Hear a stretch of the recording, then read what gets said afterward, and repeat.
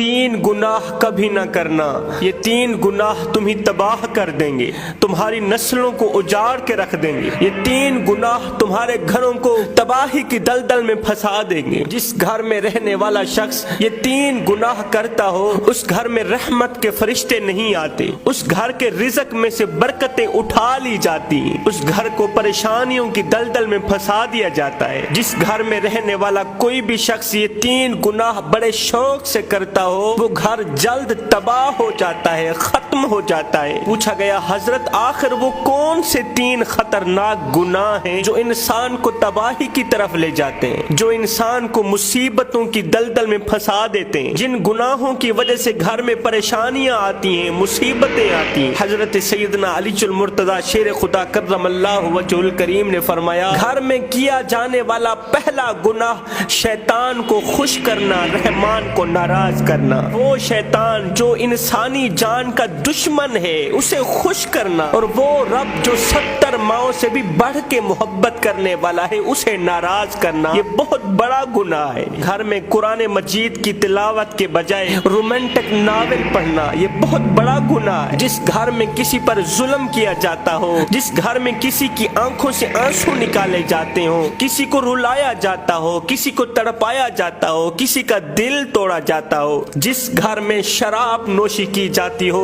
फरमाया ऐसे घर में रहमत के फरिश्ते नहीं आते। आज किस किस का रोना रोया जाए। मस्जिदों में पड़ी चटाइयां हमारा इंतजार कर रही, अलमारियों में पड़े हुए कुरान पढ़ने वालों के मुंतजर हैं, पता नहीं पढ़ने वाले कहाँ मर गए। हमने कुरान उठाया, घर की अलमारी में रख दिया सिर्फ बरकत के लिए। हमने सुना है कि कुरान रखने से घर में बरकत आती है, और कुरान रखने से घर में बरकत तो आती है, लेकिन कुरान ना पढ़ने से रहमान नाराज भी होता है। हम एक लम्हे के लिए अपने अंदर उतरे और सोचें कि इस वक्त हम जो जो काम सर अंजाम दे रहे हैं, क्या वो काम अल्लाह रसूल को पसंद है या नहीं। हयो पढ़ पढ़ आलिम फाजिल होयो, ते नाम रखाया काजी, 100 वारी तय हजवी कीता, ते नाम रखाया हाजी, ओ फड़ फड़ हथा विच तलवारा, ते नाम रखाया गाजी, बुल्ले शाह कुछ खटिया इहो, अज त रब भी नहीं कीता राजी। सारी जिंदगी दी कमाई इहो निकली, आज उस रब को भी राजी ना कर सकी जो एक माँ से नहीं 70 माँ से भी बढ़ के मोहब्बत करने वाला है। मैं पहला गुनाह, जिस घर में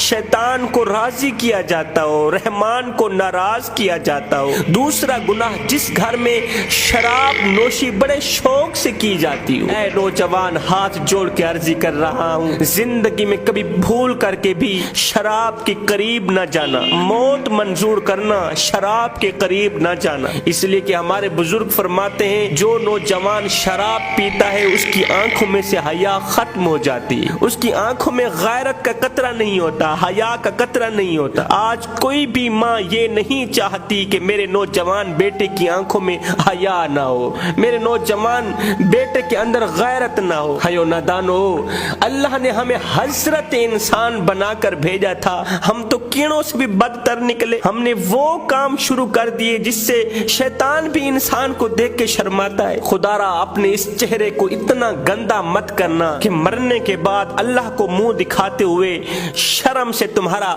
सर झुक जाए। शब रोज आवारगी में गुजारने वालों, पानी की जगह शराबें पीने वालों, सच की जगह झूठ बोलने वालों, सूद का कारोबार करने वालों, मुझे इतना तो बता दो, मरने के बाद अपने रब को क्या मुंह दिखाओगे? यही काली शक्ल लेके जाओगे? यही गुनाहों में डूबी हुई शक्ल लेके जाओगे? यही गंदी शक्ल लेके जाओगे? ये गंदी शक्ल लेकर मदीने वाले को मुंह दिखाते हुए तुम्हें शर्म नहीं आएगी?